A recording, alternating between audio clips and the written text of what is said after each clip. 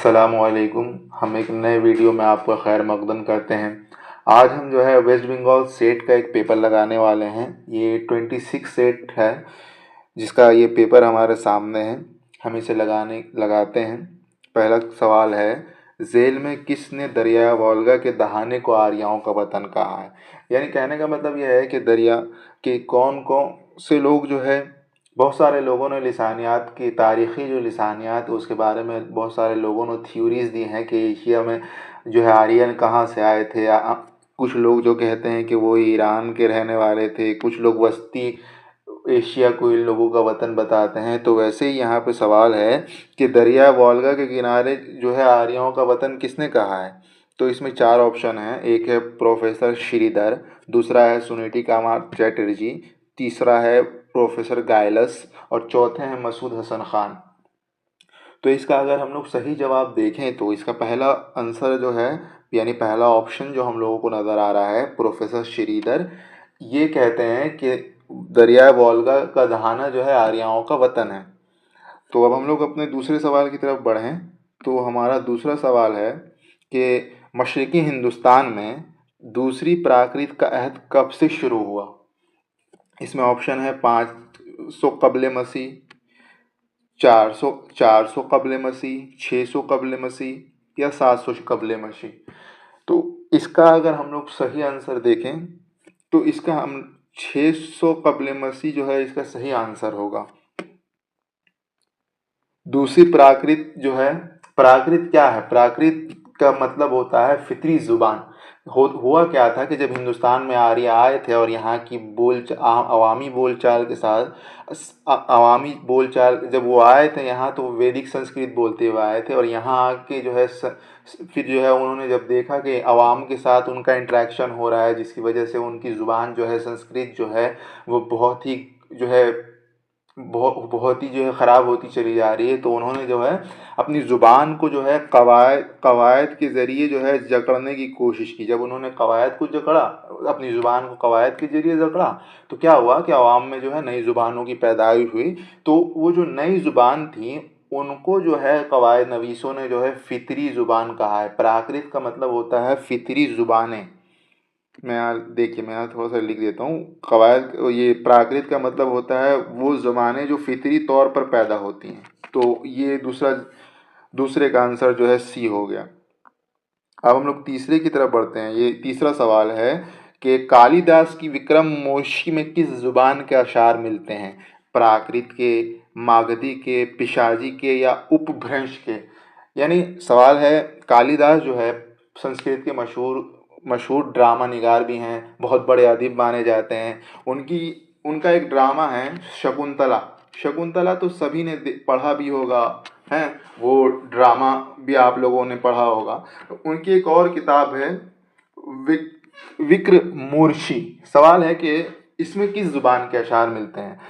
तो इसका सही जुबान है डी, यानी उपभ्रंश। क्या है कि आप लोग जब किताब पढ़िएगा, मसूद हसन खान की किताब है मुकदमा तारीख़ ज़ुबान उर्दू, तो उसको जब आप पढ़िएगा तो उसमें एक चैप्टर है, यानी अपभ्रंश करके एक चैप्टर उसमें दिया होगा। आप उसको जब पढ़िएगा तो समझ में आएगा। उसके शुरू के बाब में ही इन्होंने जिक्र किया है कि ये जो है अपभ्रंश जब पैदा होती हैं तो उनके बारे में वो बताते हैं कि इस ज़ुबान के अशार जो है, अपभ्रंश के अशार जो है विक्र मूर्छी नामी किताब में जो है कालिदास की, उसमें भी मिलते हैं। अब हम लोग अपने चौथे सवाल की तरफ बढ़ते हैं।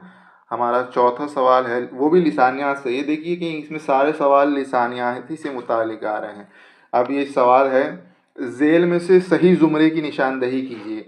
खड़ी बोली की दो शक्लें, इसका है ग्रीसन है, जॉल ब्लूक है, और बी है हिंदुस्तानी लिसानियात पंजाब में उर्दू। इनमें किताब दी हुई हैं और यहाँ राइटर के नाम दिए हुए हैं, मसूद हसन खान, मोहिद्दीन कादरी ज़ौर। सी की तरफ हम बढ़ते हैं तो सी में भी किताबें हैं, आब हयात, नकुश सुलेमानी 1940 1881। डी ऑप्शन है उर्दू में, पंजाब में उर्दू सिंध में अलाउद्दीन खिलजी, अमीर सुबक्तगीन। तो इसका सही अगर जवाब देखा जाए तो इसका सही जवाब होगा ए, यानी ये वाला जवाब सही होगा, खड़ी बोली की दो शक्लें, ग्रेसन और जाल बुलूक, ये इसका सही जवाब है। पांचवें हम अपने सवाल की तरफ बढ़ते हैं कि पांचवा सवाल है कि नवाह दिल्ली की बोलियां उर्दू का असल मिम्बा और सरचश्मा है, और दिल्ली हजरत दिल्ली इसका सही मौलिद व मंशा है। ये बयान किसका है? यहाँ हमारे ऑप्शन देखिए, यहाँ ऑप्शन है चार। एक ऑप्शन है ग्रियर्सन, जौल बलूक, मीर अमन, और चौथे हैं मसूद हसन खान। तो बहुत सारे लोगों को जो है ये जो है हजरत दहली इसका सही मौलिद और मंशा है, इसी से समझ में आ गया होगा कि ये जो बयान है मसूद हसन खान का बयान है। इनकी किताब है ना, जो मैंने अभी पहले जिक्र की है, ये किताब का नाम मैंने अभी आपको बताया, तारीख़ ज़बान उर्दू, मुक़दमा तारीख़ ज़बान उर्दू। उसी में जो है ये इस बात के बारे में कहते हैं कि दहली ही इसका असल मिंबर और सरचश्मा है। ये हमारा हो गया कौन सा सवाल है? ये हो गया हमारा पांचवा सवाल। हम छठे सवाल की तरफ बढ़ते हैं। ये जो है ये भी जो है हमारी किताबों से मुतालिक है, यानी इंसानियात, ये भी सवाल जो है तारीख पहले, ये हमारे जो उर्दू का सिलेबस है यूजीसी नेट का, उसके पहले ही यूनिट से ये सवाल है, ये वाला भी, यानी यहाँ पे किताब और उनके मुसन्निफ का नाम पूछा जा रहा है। ये सवाल है कि झेल में से सही जोड़ की निशानदही कीजिए। पहला है सुलेमान नदवी, मुक़दमा तारीख़ ज़बान उर्दू। दूसरा है मसूद हसन खान, नकूश सुलेमानी। तीसरा है हेमचंदर, हिंदुस्तानी लिसानियात। चौथा है मुहीउद्दीन कादरी ज़ौर और हेमचंदर शब्द अनुशासन। अगर हम लोग लगाएं तो सुलेमान नदवी की जो किताब है वो हम लोग अगर देखिए, मैं यहाँ पहले इसको मिटा दूँ, ये देखिए सुलेमान नदवी की किताब के बारे में अगर देखें तो इसका होगा नकूश सुलेमानी। मसूद हुसैन ख़ान की किताब के बारे में हम लोग करें तो ये मिल जाएंगे मुक़दमा तारीख़ ज़बान उर्दू। मुहीउद्दीन कादरी ज़ौर की किताब है हिंदुस्तानी लिसानियात। हेमचंद्र की किताब है हेमचंद्र शब्द अनुशासन। तो इसका सही आंसर अगर हम लोग यहाँ ऑप्शन से लगाने की कोशिश करें तो इसका सही आंसर होगा ये वाला, ये होगा ए, इसका ए ऑप्शन सही होगा। अब हम लोग सातवें सवाल की तरफ बढ़ते हैं। सातवां सवाल है आवाज़ों का मुशद्दद होना किसकी अहम सूती खुसूसियात है? मुशद्दद हो कहते हैं तशदीद, किस ज़ुबान में जो है सबसे ज़्यादा तशदीद वाले अल्फाज हैं, यानी जिन दो दो बार जिन लफ्ज़ों एक ही जगह दो बार जिन लफ्ज़ों का आए, जैसे इसमें ऑप्शन दिए हुए हैं, चार ऑप्शन इसमें दिए हुए हैं, देखते हैं। एक है ब्रज भाषा, दूसरा है खड़ी बोली, तीसरा है दक्कनी, और चौथा है मेवाती। इसका सही आंसर जो है ऐसे इसका 7 नंबर क्वेश्चन का अगर आप आंसर की में देखेंगे तो दोनों सही बताएं, यानी खड़ी बोली भी सही कर दिया है और दक्कनी भी सही किया हुआ है, क्योंकि इन दोनों में हम लोगों को जो है मुशद्दद अल्फाज सबसे ज़्यादा देखने को मिलते हैं। अब हम अपने आठवें सवाल की तरफ बढ़ते हैं। ये अब आठवां सवाल है मानियात का मादा क्या है? मानियात का मादा क्या है? ऑप्शन है मानी, माना, मानवी, मान। तो इसका सही जवाब होगा आपका ऑप्शन डी। ये मान जो है इसका मादा है। मादा सबसे छोटी इकाई मान सकते हैं, जैसे ये मानियात जो है ये भी लिसानियात की एक शाख मानी जाती है, जिसमें माने और मफहूम से मबाहिस रखे जाते हैं। अब अपने हम नवे सवाल की तरफ बढ़ते हैं। ये भी लिसानियात से है। ये सौती लिसान, ये क्वेश्चन जो हम देख रहे हैं, झेल में से सही जोड़ की निशानदही कीजिए। हल्की, गिशाई, हनकी, दो लबी। तो ये सवाल जो पूछा गया है ये सौती लिसानियात से पूछा गया है, यानी लिसानियात के पेपर में जो हम लोगों का पहला पेपर यूनिट है ना, उसमें तारीख़ ज़बान के साथ साथ आखिर में लिसानियात भी है। तो उसी से ये सवाल पूछा गया है कि इन सही जोड़ की निशानदही कीजिए। यहाँ ऑप्शन दिए, ये पूरा ऑप्शन दिए हुए हैं। तो इसमें 9 नंबर का सही आंसर अगर हम लोग देखें तो इसका पहला ऑप्शन जो है सही होगा, यानी यहाँ हम लोग देख लेते हैं ए। इसको पहले पूरा नीचे कर देता हूँ। ये 1 का 2 होगा, हल्की आवाज़ जो है वो हे है, और 2 का 1 हो, गिशाई आवाज़ जो है गाफ है यानी, और हनकी आवाज़ जो है 3 का 4 है। ये चे जो है हनकी आवाज़ है। दो लबी, ये दो लबी हो गई, तो इसका आंसर ए होगा। आप लोग जो है देख सकते हैं इसमें, इसका आप लोग इसके स्क्रीनशॉट भी ले सकते हैं। ये पूरा है इसका। अब हम लोग अपने 10वें सवाल के तरफ बढ़ते हैं। ये इसका 10वां सवाल है। ये भी लिसानियात से है। झेल में कौन सी नहवी झेल में से कौन नहवियात से मुतालिक नहीं? नहवियात हो गया जुमलों के बारे में, ये भी लिसानियात का क्वेश्चन है कि किस जुमले किस तरह बनाए जाते हैं, लफ्ज़ और जुमले किस तरह बनाए जाते हैं। ये सवाल नहवियात कहते हैं कि जुमले कैसे बनाए जाते हैं, उनकी तरतीब क्या होती है वगैरह। तो इसमें झेल में से कौन नहवियात, ये काट देता हूँ, हटा देता हूँ। कहे झेल में से कौन नहवियात से मुतालिक नहीं? इसका सही जवाब होगा 10 नंबर का बी, तनाकुज़ जो है, ये जो है नहवियात से मुतालिक नहीं है।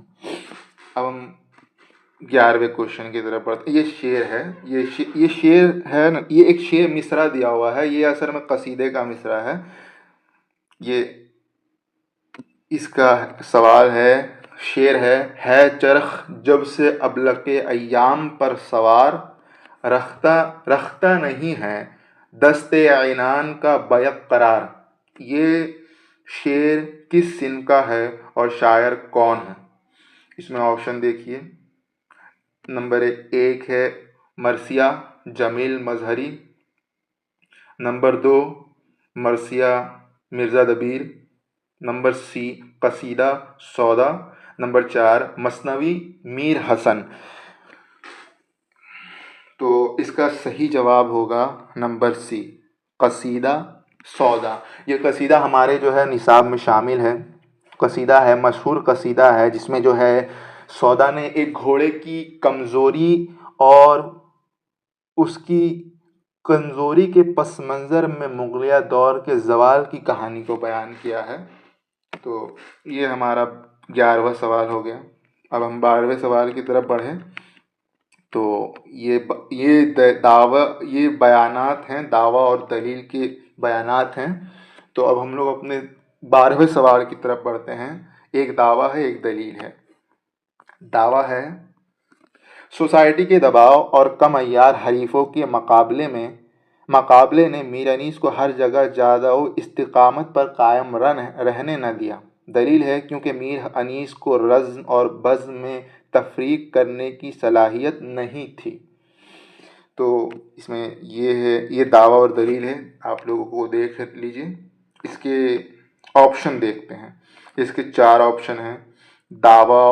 दावा सही है और दलील गलत, दावा सही है और दलील भी सही, नंबर सी दावा गलत है और दलील भी गलत है, नंबर 4 दावा गलत है और दलील सही है।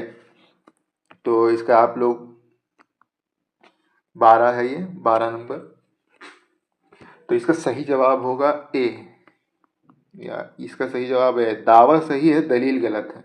यानी ये सही, दावा सही है, ये दलील जो है ये गलत है। अब हम लोग अपने 13वें सवाल की तरफ बढ़ते हैं। ये 13वां सवाल है, सही जवाब की निशानदही कीजिए। नंबर ए है, फैज़ाबाद में मरसिया गज़ल की हैयत में लिखा जाता था। बी, लखनऊ में मरसिया गज़ल की हैयत में लिखा जाता था। नंबर सी, दक्कन में मरसिया गज़ल की हैयत में लिखा जाता था। डी, दिल्ली में मरसिया गज़ल की हैयत में लिखा जाता था। तो अगर हम 13 नंबर सवाल का जवाब देखें तो 13 नंबर सवाल का जवाब है ये वाला, नंबर सी, यानी दक्कन में मरसिया गज़ल की हैयत में लिखा जाता था। अब हम 14वें सवाल की तरफ अपना बढ़ते हैं। ये भी शेर है, ये मिसरा दिया हुआ है। उम्र गुजरी है इसी दश्त की सयाही में, 5वीं पुश्त है शब्बीर की मद्दाही में। ये शेर है। देखिए शेर सवाल है, इस शेर में किस सनद का इस्तेमाल हुआ है, शायर कौन है, सही जोड़ की निशानदही कीजिए।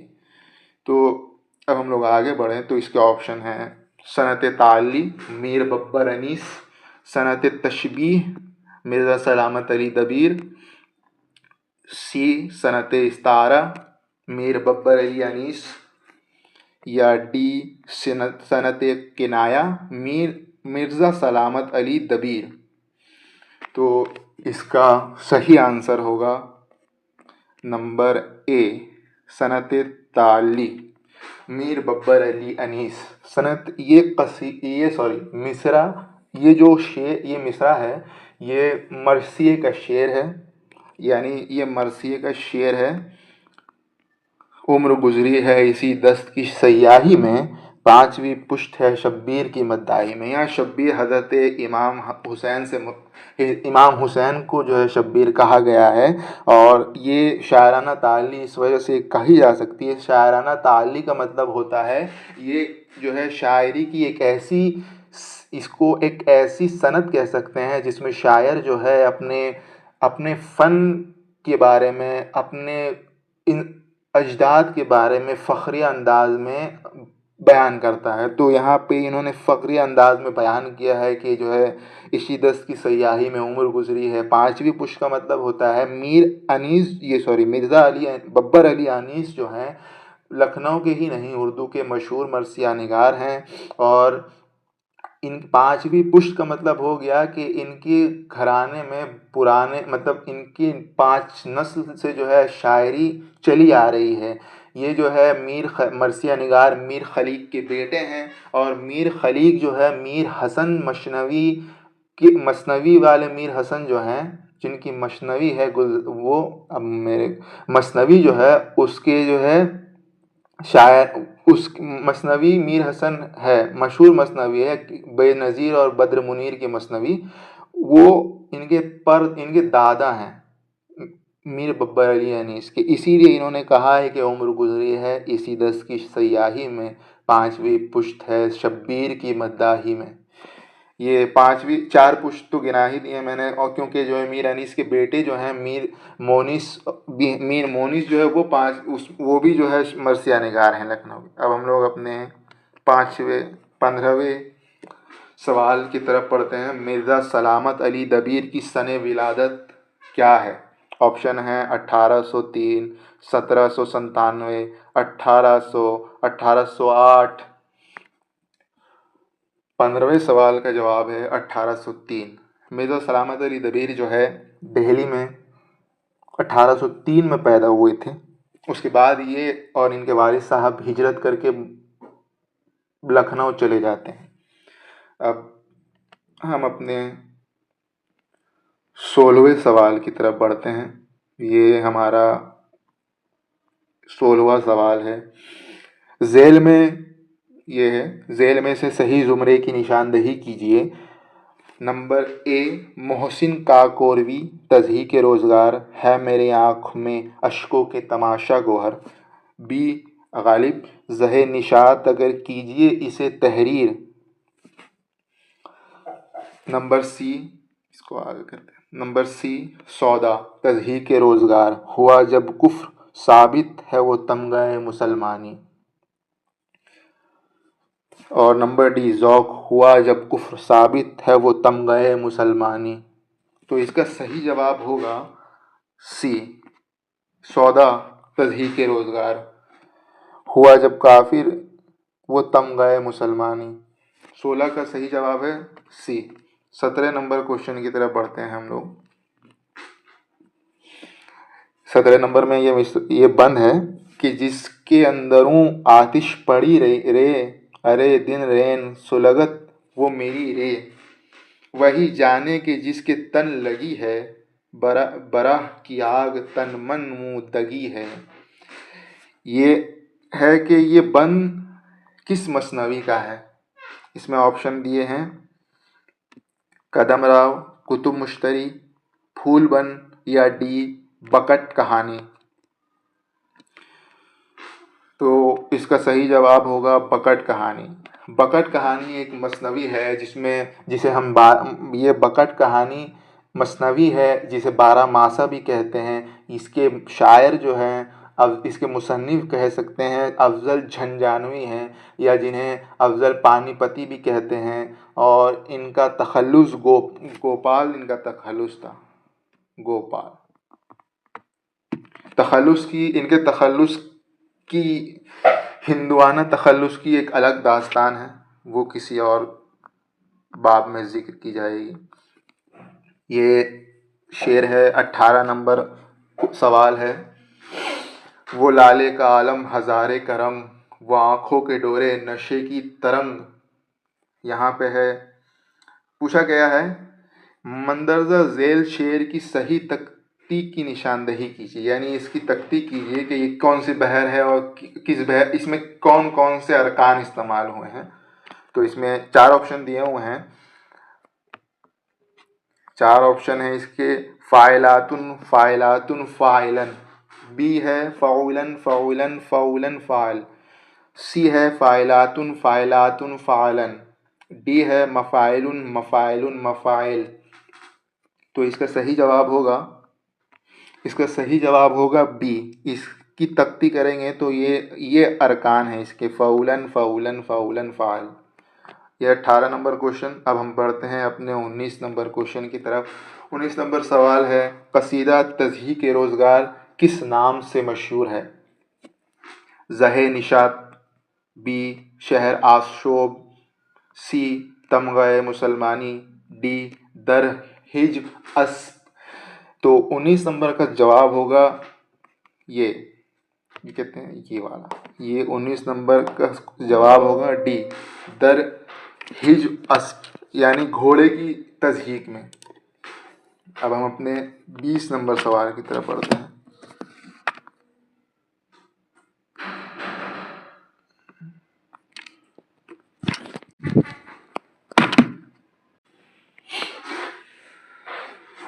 अगर हम अपने 20 नंबर सवाल की तरफ बढ़ें तो सवाल है, गुलजार नसीम के किरदारों के एतबार से, ये है यहाँ कलम, गुलजार नसीम किरदारों के एतबार से सही जुमरे की निशानदेही कीजिए। मैं इनमें से बताइए कि कौन से जुमरे में सही किरदार हैं, मतलब कौन से जुमरे में किरदार जो हैं मसनवी गुलजार नसीम के किरदार हैं।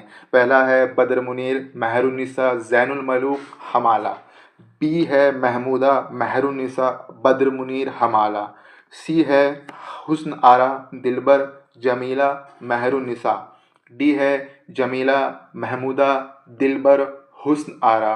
तो 20 नंबर का सही जवाब होगा डी। ये सही सही जुमरे के एतबार से गुलजार नसीम के किरदार इसमें है, जमीला, महमूदा, दिलबर, हुस्न आरा। अपने 21 नंबर सवाल की तरफ बढ़ें तो हज़रत मोहानी का पूरा नाम क्या है?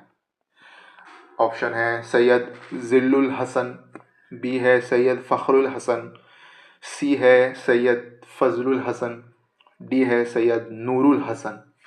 तो इसका सही जवाब अगर हम लोग देखें तो इसका सही जवाब है नंबर सी, सैयद फजलुल हसन, हज़रत मोहानी। हज़रत मोहानी जो है एक शायर भी हैं और इनकलाबी भी हैं और जंग आज़ादी के एक रहनुमा भी हैं, जिन्होंने पहली बार नारा दिया था भारत छोड़ो का। ठीक है, ये हज़रत मोहानी हैं। अब हम 22 नंबर सवाल की तरफ बढ़ें। झेल में किसके यहाँ इश्क के बजाय जिन्स की तरफ ज़्यादा मिलान मिलता है, मतलब जिनसियात की तरफ किसके यहाँ ज़्यादा मिलान मिलता है? इनमें से असगर गोंडवी, फ़ानी बदायूनी, शहरयार, इरफान सिद्दीकी। 22 नंबर सवाल का सही जवाब है शहरयार। इनके यहाँ जिस्म की तरफ गालिब रुझान देखने को मिलता है। असगर गोंडवी जो है हमारे निसाब में शामिल हैं। ये जो हैं सूफियाना शायरी के लिए मशहूर हैं। ये इरफान सिद्दीकी भी हमारे निसाब में शामिल हैं, इनकी गज़लें भी हमारे निसाब में शामिल हैं। 22 नंबर ये यूजीसी नेट के निसाब में शामिल हैं। अब हम अपने 23वें सवाल की तरफ बढ़ते हैं। ज़ेल के शेर का खालिक कौन है? वह बदगुमा कि मुझे ताब रंज ज़ीस्त नहीं, मुझे ये गम के गमे जावेदा नहीं मिलता। वाह, शेर क्या है? इसका जवाब, इसके सवाल ऑप्शन देखिए।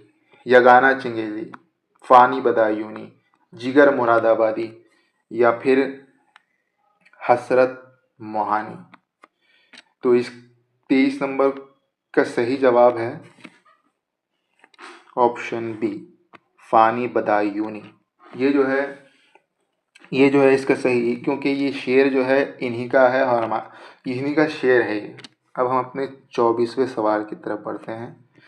मजरू सुल्तानपुरी पर किस शायर का गहरा असर पाया जाता है? मतलब बहुत सारे हैं हमारे, कुछ लोग जो है डायरेक्ट और कुछ इनडायरेक्ट जो है, हम हर किसी के ऊपर एक दूसरे का असर होता है, और शायरी में इन असरात को जो है अच्छा भी माना जाता है और बुरा भी माना जाता है। तो यहाँ पूछ रहे हैं मजरू सुल्तानपुरी पर किस शायर का सबसे गहरा असर है? फिराक गोरखपुरी, हसरत मोहानी, फैज़ अहमद फैज़, इरफान सिद्दीकी। तो इसका सही जवाब है फैज़ अहमद फैज़। फैज़ अहमद फैज़ की रोमानवी अंदाज जो है मजरूह के यहाँ हमें जो है नरम और कैफियत अंगेज असरात जो है हमें मजरूह के यहाँ देखने को मिलता है। तो ऑप्शन सी हो गया। 28 नंबर, सॉरी माफ़ कीजिएगा, 25 नंबर सवाल की तरफ बढ़ते हैं। 25 नंबर सवाल है, गज़ल में किन अज्जा का होना लाजमी है? यानी गज़ल की तामीर के लिए किन किन चीज़ों की ज़रूरी है? बहर और काफिया, बहर और रदीफ, नंबर सी काफिया और रदीफ, और नंबर डी मक्ता और मतला। तो यहाँ पे अगर देखा जाए तो देखने से तो लग रहा है कि सारी चीज़ें जो है ज़रूरी हैं, बहर और काफिया, रदीफ, मतला, मक्ता, लेकिन सबसे ज़्यादा जो अज्जा हैं, गज़ल किन अज्जा का होना लाजमी है? तो यहाँ पे एक चीज़ देखिएगा कि गज़ल के लिए ना पहला जो है ये ए, बहर और काफिया। एक बात यह है कि गज़ल में बहर होनी चाहिए और काफिया होना चाहिए। बहुत सारे लोग जो है तखल्लुस और तखल्लुस ना हो तो भी गज़ल हो जाती है, लेकिन काफ़ी बहर ना हो तो बेबहर गज़ल जो है होती नहीं है, क्योंकि अभी बहुत सारे नसरी शायरी भी होती है, लेकिन आप लोग उसका हाल तो जानते ही हैं। 26 नंबर शेर की सवाल की तरफ बढ़ें तो 26 नंबर सवाल है, ज़ेल में से कौन सा बयान सही है? गज़ल की रिवायत ईरानी और हिंदुस्तानी सकाफ़त का इम्तिजाज है। नंबर बी ऑप्शन है, गज़ल जदीद फ़िक्र के हेजानात की नुमाइंदगी से कासिर है। नंबर ऑप्शन सी, गज़ल की रेदा ख़याली उसकी आफाकियत की राह में हाइल है। डी, दौर हाजिर में गज़ल का अहिया नामुमकिन है। 26 नंबर सवाल का सही जवाब होगा ऑप्शन ए, गज़ल की रिवायत ईरानी और हिंदुस्तानी सकाफ़त के इम्तिजाज है, ये इसका सही बयान है। गज़ल, ऐसा ये ऑप्शन सही नहीं हो सकता। क्यों नहीं हो सकता है? कि गज़ल के अंदर ऐसी सलाहियत है कि वो जदीद, कदीम, दुख, परेशानी, हर तरह के जज्बात और इफ़्कार को बयान करने की सलाहियत रखती है। गज़ल की रेज़ा ख़याली उसकी आफाकियत की राह में हायल है, ये भी सही ऑप्शन नहीं हो सकता। क्यों नहीं हो सकता है? क्योंकि रेज़ा ख़याली ही उसकी जो है शान है, क्योंकि आफाकियत की राह में हायल नहीं है, इसके आफाकी होने, रेज़ा ख़याली के बावजूद इसमें हर तरह के मज़मून बयान हो सकते हैं, यही इसकी आफाकियत है गज़ल की। दौर हाज़िर में गज़ल का अहिया नामुमकिन है, ये भी जो है ज़ाहिर की बात है अच्छा ऑप्शन नहीं है। आज भी देखिए कि जो है शायरों की क्या कमी है और अच्छे शायरों की क्या ही कमी है। 27 नंबर सवाल है, ज़ेल में कौन मीर का हम असर नहीं? यानी ऑप्शन है, ए ज़ौक़, बी कायम चांदपुरी, सी मीर हसन, या चौथा ख्वाजा मीर दर्द। ये इनका इसका सही जवाब होगा ज़ौक़। ज़ौक़ गालिब के हम असर हैं, मीर के हम असर नहीं हैं। ज़ौक़ मशहूर कसीदा निगार हैं, लेकिन मीर के हम असर नहीं। 28 नंबर सवाल है, ज़ेल के शेर का खालिक कौन है?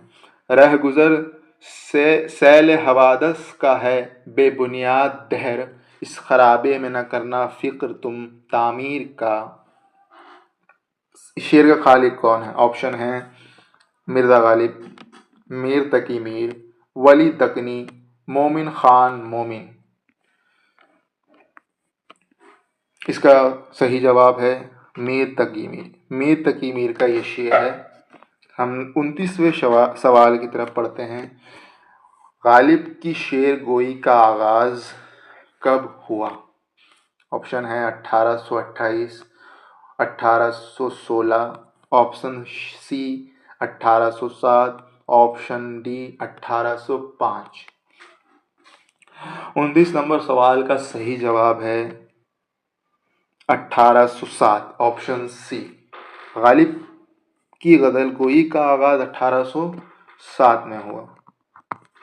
अपने 30वें सवाल की तरफ चलते, अपने 30वें सवाल की तरफ बढ़ें। झेल में से कौन फिराक का हम असर नहीं है? शाद अजीम आबादी, मोमिन खान मोमिन, असगर गोंडवी, फ़ानी बदायूं। तो इसका ऑप्शन मिटा दूं थोड़ा सा। इसका सही जवाब होगा मोमिन खान मोमिन, ऑप्शन बी। क्योंकि मोमिन खान मोमिन जो है गालिब के मासिर हैं, फिराक के नहीं।